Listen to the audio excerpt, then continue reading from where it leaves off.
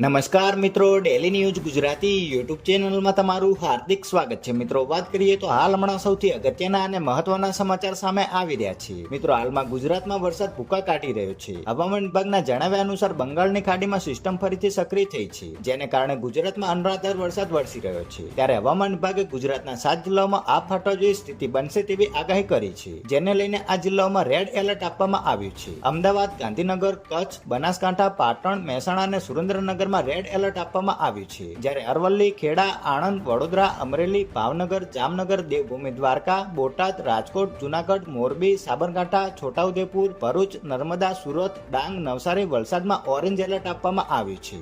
આગામી 4 દિવસ રાજ્યમાં હળવા વરસાદની ચેતવણી આપવામાં આવી છે. હવામાન વિભાગના જણાવ્યા મુજબ આ મહિનો હવે પૂરો થવાનો છે. આગામી મહિનાની શરૂઆતમાં રાજ્યમાં સારો વરસાદ જોવા મળી શકે છે. રાજ્યના લોકોને જરૂરી સાવચેતી રાખવાની અપીલ કરવાની સાથે આઈએમડીએ પણ સતર્ક રહેવાની અપીલ કરી છે.